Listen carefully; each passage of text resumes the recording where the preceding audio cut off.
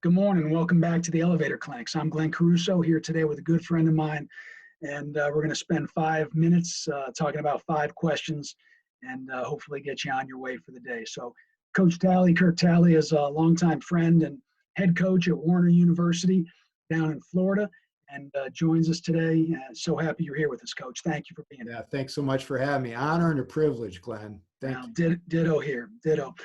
So, getting to know you, you've done so many things at dozens of schools and been all over the country and all different levels. But in terms of just coaching, what was your favorite position to coach and why was it your favorite position? Yeah, great question. Love it. Really have to go offense and defense. Coaching defensive backs when I'm on defense, I just love the challenge of it. I played defensive line, so I think that was probably why I just embraced that so much. And then offensive line. And it's interesting, other than being hired as defensive coordinator here, the only other 2 jobs I was hired for that were full-time was offensive line both times. And both times I became the defensive back coach. So, but I also love the challenge. And really offensive line is one of those positions where it's unsung. And those guys get along so well. And they're always, Right. the generalization is they're the smartest guys on the field, other than maybe a quarterback that's there or something. But yeah, I love coaching both of those positions. I would have a hard time picking between the 2 of them. Fair enough. Interesting. We were talking about it in a prior uh, clinic, and those are probably the 2 toughest to coach. So interesting. And you mentioned you played D-line.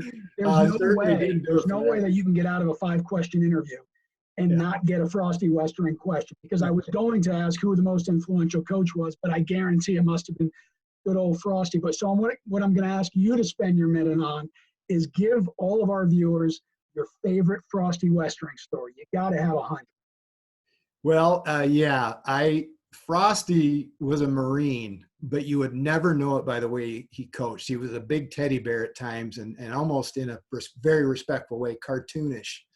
And I was in the athletic building, and I'm rounding the corner, and I listened to him, and he is just going off in his office on somebody that was engaged to his daughter, because I remember him talking about being engaged and just giving this guy the business Okay. big time. And just as before I got to his door, I was like, you know what? And I was just walking by. I was not going to see him. I turned around and I started walking the other direction because I did not want to run into him after he just got done railing somebody. And to this day, I still don't know for sure who it was.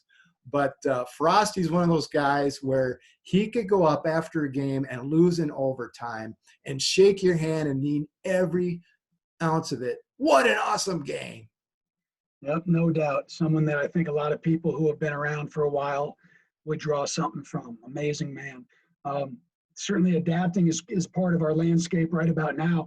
You're at an NAI school down in Florida. Tell us about how you've had to change and adapt your recruiting to the last 4, 5, 6 weeks and what we're going through right now.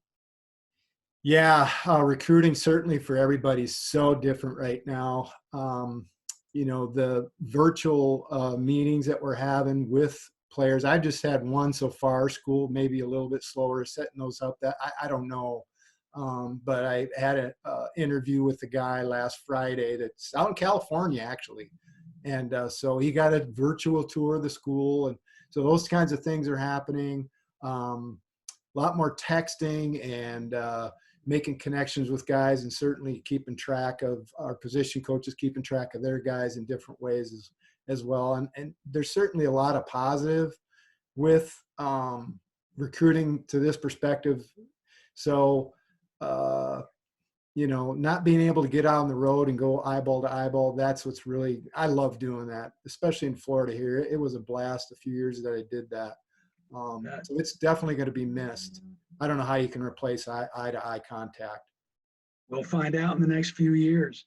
But you've had this last year's been, I don't even think tumultuous is the right word. I mean, I don't know of any person in coaching who has lost 2 players in the same year, and you have. And God bless, and our hearts go out to you, your communities, their families. I think every coach has to believe that that's the toughest thing that they've ever gone through. But I also know your faith guides you in very strong ways. Um, Take us through how your faith has guided you through the last year, specifically in those scenarios. Yeah, we had somebody, one of our players, actually our best wide receiver, really found out just the heartbeat of our team from the player perspective. And he died collapsed on the field. There was no drug issue. There was no football issue. It was none of that. And that was very hard for us. And we never really recovered throughout the season because of it. And then we had another player that actually got shot in January. And so, yeah, I'm glad that I have a faith. I don't know what people do that don't have a faith, who they lean on, who they trust, who they allow direct them. And certainly I've leaned on that. And it's one of the things that I really wanted to come alongside the players with, that because my faith is different than them. And some of our guys don't have a faith. And I'm a come alongside guy. I'm going to challenge you in certain things. But I think faith is something where that's your decision. No question. Well, let's end it on a positive side anyway. We like to close it out with the way that we're growing. And the ways that we've been raised to grow in coaching is now taken away from us in large part because of the position we're in with quarantine. Give us a way that you and or your staff and program have grown from this adversity that we're facing. Yeah, I got a guy that contacted me a few years back. I don't know if we've even met in person. I don't think we have. And he decided that he wanted to put together Zoom meetings, Zoom clinics. So I've been paying attention to those and getting on when I can, and learn some football there, learn some another clinic that came on that was a business clinic, and it was actually all on servant leadership. And so able to sit in and listen to that, which never would have been able to do if business was as usual. Wouldn't have been able to sit down and listen to 3 or 4 coaches talk about various aspects of their program. And also this servant leadership, it was actually Ken Blanchard put it together, 1 Minute Manager, just a great business leadership guy. And so was able to sit and actually listen to the former CEO of Popeye. She had some tremendous stuff. So didn't talk about just like we're doing this. I think it forces everybody to want to connect, and I know that even though it's virtually, it's still a connection, and I think a lot of people are clinging to that. But there you go, 5 questions, 5 minutes, no time to waste. And I want to say thanks. Appreciate you being on, Coach. Thanks so much, Glenn. Appreciate you, man.